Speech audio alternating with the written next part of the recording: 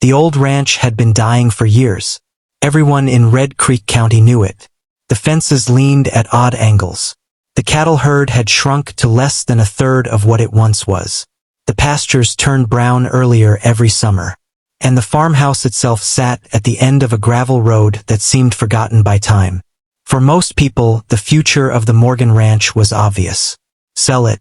That was exactly what they expected 32-year-old Claire Morgan to do when she inherited the property. The ranch had belonged to her grandfather, Walter Morgan, one of the most respected cattlemen the county had ever known. At least he had been respected once. In his later years, people spoke about him differently. They called him stubborn, old-fashioned, out of touch, the kind of man who refused to change even when the world around him did. When Walter passed away at the age of 87, many believed the ranch's story had finally come to an end, including Claire herself. She hadn't lived on the ranch in nearly 15 years. After graduating from college, she moved to Dallas and built a career in agricultural marketing. She liked agriculture, but ranching? That was a different life, a harder life, one she thought she had left behind forever. Yet standing in the lawyer's office 3 weeks after the funeral, Claire learned something unexpected. Her grandfather had left the entire ranch to her, not to distant relatives, not to business partners, not to the neighbor who had helped him during his final years. To her. The room fell silent. Then came the questions. "Are you going to sell it?" the lawyer asked casually, as if there were no other option. Claire didn't answer immediately. The truth was she didn't know. The ranch was nearly 600 acres. Maintaining it would require money she didn't have. The cattle operation barely broke even. And several developers had already expressed interest in purchasing the land. One of them had made an offer large enough to change her life forever. Most people would have signed immediately, but something felt wrong. Her grandfather had spent 60 years building that ranch. Why leave it to her if his intention was simply for her to sell it? The question followed her home. For days, then weeks, and eventually it led her back to the ranch. The first time she returned alone, the place felt strangely empty. Dust drifted through broken window screens. The barn doors groaned in the wind. Even the cattle seemed quieter, as if they were waiting for something. Claire spent the next several days sorting through decades of accumulated belongings. Most of it appeared ordinary. Old receipts, tax records, photographs, equipment manuals. Nothing that explained why Walter had chosen her. Then she discovered the locked trunk. It sat beneath a workbench in the equipment shed, covered in dust, hidden behind rusted toolboxes. The brass lock had long since corroded. Curious, Claire forced it open. Inside she found dozens of weathered notebooks, every one labeled in her grandfather's handwriting. The earliest dated back nearly 40 years. At first glance they looked like ordinary farm journals. Weather notes, cattle records, rainfall measurements, planting schedules. But as Claire read further, she realized something unusual. Walter wasn't merely recording information. He was conducting experiments, detailed experiments. Page after page described observations most ranchers never bothered to track. Soil temperatures, shade patterns, grass growth beneath scattered trees, moisture retention after storms, animal behavior during heat waves. Some entries included hand-drawn maps. Others contained calculations stretching across entire pages. Claire stayed up past midnight reading. The deeper she went, the stranger the notebooks became. Because one idea appeared again and again. Trees, not forests, not timber plantations. Individual trees, carefully placed throughout grazing pastures. Beside one sketch, Walter had written a sentence that made Claire stop. "If the drought comes again, the trees will save the ranch." She read it twice, then a third time. The note was dated 22 years earlier. Suddenly the notebooks felt less like journals, and more like a message left specifically for someone willing to listen. The next morning Claire returned to the shed and carried every notebook into the farmhouse. She spent the entire day reading. What she discovered would change everything she thought she knew about the ranch. and it would eventually put her on a collision course with nearly everyone in Red Creek County. For the next 2 weeks, Claire barely left the farmhouse. Every evening she sat at the kitchen table surrounded by her grandfather's notebooks. The more she read, the more she realized Walter Morgan had spent decades studying something most ranchers ignored. Not cattle, not fences, not equipment, the land itself. He had treated the ranch like a living laboratory. Every drought, every storm, every patch of grass, every tree, nothing escaped his attention. One notebook in particular stood out. The cover simply read, "The next drought." Claire opened it carefully. Inside were observations spanning nearly 15 years. Walter believed the county was making a mistake. For generations, ranchers had removed trees from grazing land. The logic seemed simple. More open space meant more grass. More grass meant more cattle. More cattle meant more profit.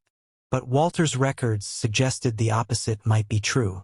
He had documented how grass remained greener near isolated shade trees, how soil beneath those trees stayed moist longer after rain, how cattle naturally gathered near them during extreme heat, and how the healthiest sections of the ranch always seemed connected to scattered patches of tree cover. One sentence appeared repeatedly throughout the notebook. "Shade is not competition. Shade is protection." Claire couldn't stop thinking about it. The county had suffered through several droughts over the years. Each one seemed worse than the last. What if her grandfather had discovered something everyone else had overlooked? At first she treated the notebooks as an interesting piece of family history. But gradually an idea began to form. What if she tested his theory? What if she gave the ranch one final chance before selling? The decision felt reckless. She wasn't a ranch manager. She wasn't a soil scientist, and she certainly wasn't an expert on drought-resistant grazing systems. Yet something about the notebooks felt different. They weren't guesses. They were decades of observations, thousands of hours spent watching the land. So Claire made a decision. She would follow her grandfather's plan. The following month, she used part of her savings to purchase several hundred drought-tolerant tree saplings, native species selected specifically for the region. Her goal wasn't to create a forest. It was to create a network of scattered shade trees across the ranch. A living system designed to support grass, soil, and livestock. The reaction was immediate and brutal. The first person to object was Hank Dawson, a neighboring rancher whose family had grazed cattle in the county for generations. When he saw workers unloading saplings, he drove straight across the property line. "What are you doing?" he asked. "Planting trees." Hank stared at her, then laughed. Actually laughed. "In your pasture?" Claire nodded. Hank shook his head. "You'll regret it." Within days, the rumors spread throughout Red Creek County. People talked about Claire at the feed store, church, at livestock auctions. Everyone seemed to have an opinion, most of them negative. Some said she was wasting money. Others claimed she was destroying valuable grazing land. A few insisted she was only doing it because she didn't understand ranching. The criticism didn't stop there. Developers who wanted the property increased their pressure. Several contacted her directly. One even warned her, "If you keep spending money on projects like this, the ranch won't be worth much by the time you're ready to sell." Friends encouraged her to reconsider. Family members questioned her judgment. Even the bank manager expressed concern. But Claire kept planting, day after day, week after week. She followed the maps drawn in her grandfather's notebooks.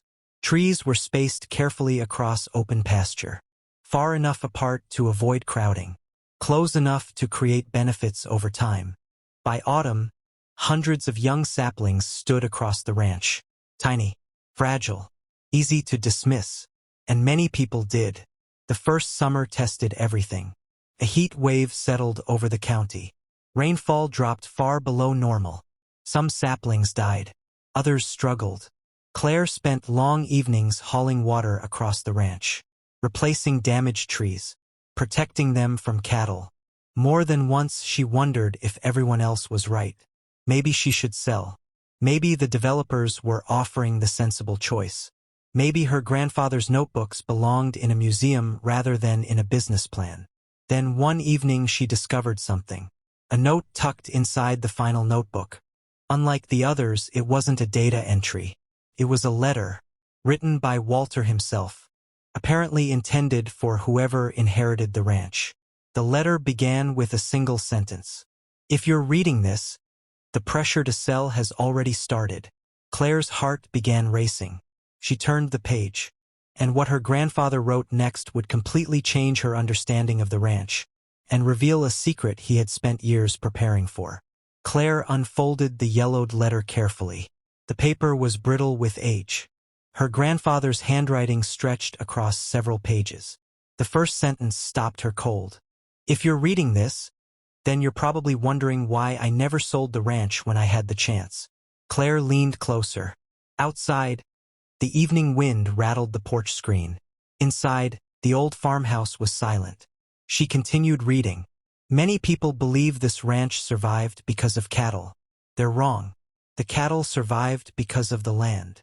Walter went on to describe a drought that had struck the county decades earlier. One so severe that many ranchers nearly lost everything. As a young man, he had watched neighboring pastures dry out. Grass disappeared. Creeks stopped flowing. Cattle weakened. Some ranchers never recovered. But one property stood out. An old ranch owned by a man named Eli Turner. Unlike everyone else, Turner had left scattered trees throughout his grazing fields. Most people considered him lazy. They said he couldn't be bothered to clear them. Yet during the drought, his pastures stayed green weeks longer than anyone else's. His cattle remained healthier. His losses were smaller. Walter never forgot what he saw. For the next 40 years, he quietly studied the relationship between trees, soil, water, and livestock. The notebooks Claire discovered were the result of that lifelong investigation. Near the end of the letter, Walter wrote, "The next great drought will come. It always does. When it arrives, the answer won't be found in bigger machinery or more chemicals. It will be found in healthier land." Then came his final request. "Before you sell this ranch, give the land one chance to prove itself." Claire folded the letter slowly. For the first time since inheriting the property, she understood. The ranch wasn't merely land. It was an unfinished experiment, and she intended to finish it. Over the next 3 years, the trees grew steadily. Not dramatically. Not in a way that silenced critics. Most people still believed Claire was making a mistake. The developers continued calling. Their offers increased each year. Friends told her she was wasting valuable opportunities. Some neighbors stopped asking questions altogether. They assumed failure was only a matter of time. Then the drought arrived. It began quietly. A dry month. Then another. Then another. Rainfall dropped to historic lows. Temperatures climbed higher than anyone could remember. By midsummer, Red Creek County was in trouble. Ponds shrank. Pastures turned brown.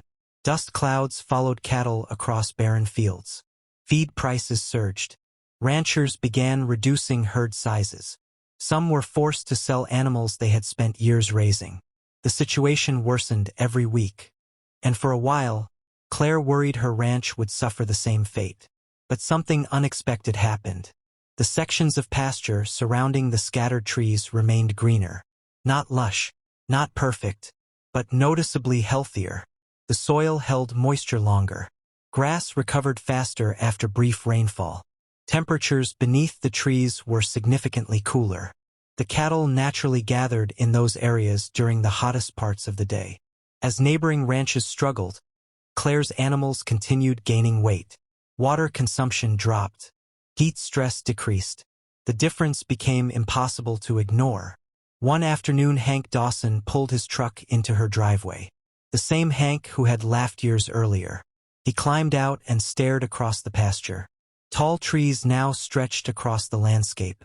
Cattle rested comfortably in their shade. Green patches of grass surrounded them. For several moments he said nothing. Finally he turned to Claire. "I thought you were crazy." Claire smiled. "So did everyone else." Hank nodded. "Looks like we were wrong." Word spread quickly. Soon other ranchers began visiting. Some arrived out of curiosity. Others arrived out of desperation. They walked the property, asked questions, studied the trees, examined the grass, measured soil moisture. The evidence was right in front of them. The system worked, not because the trees replaced pasture, but because they improved it. The ranch that everyone expected to fail had become one of the most resilient properties in the county. The following year, agricultural researchers visited the ranch. They documented the results, compared soil samples, studied grazing patterns, analyzed cattle performance. Their findings confirmed what Claire had already witnessed. Healthy tree cover improved drought resilience, reduced heat stress, enhanced pasture performance, and created a stronger, more stable grazing system. The research attracted regional attention, then national attention. Within a few years, ranchers from other states were experimenting with similar methods. What began as one man's observations and one woman's determination had grown into something much larger. Years later, Claire stood beneath one of the tallest trees on the ranch. The same tree she had planted shortly after finding her grandfather's notebooks. The drought had long since ended. The ranch was thriving. The developers had stopped calling, and the pressure to sell had disappeared completely. She looked across the landscape. Hundreds of trees stretched toward the horizon. Cattle grazed peacefully beneath them. The ranch felt alive in a way it never had before. Claire thought about her grandfather, about the years he spent recording observations no one else cared about the ridicule he quietly endured, about the letter hidden in the notebook. Then she smiled, because in the end Walter Morgan had been right. The ranch's greatest asset was never the cattle. It was never the buildings. It was never the land's market value. It was the land's ability to heal itself when given the chance. And that was a lesson worth far more than any offer she could have accepted. Sometimes the greatest treasures aren't buried beneath the soil. Sometimes they're hidden in the wisdom of those who came before us, waiting for someone willing to listen. If this story touched your heart, don't forget to like, comment, and follow for more beautiful farm stories, inspiring rural legends, and heartwarming tales of courage, family, and the wisdom hidden in the land. Speech balloon, what would you have done if you were Claire? Sold the ranch or trusted your grandfather's vision? Tell us in the comments. We'd love to hear your thoughts. Tractor follow for more unforgettable farm stories that will inspire, surprise, and stay with you long after the story ends.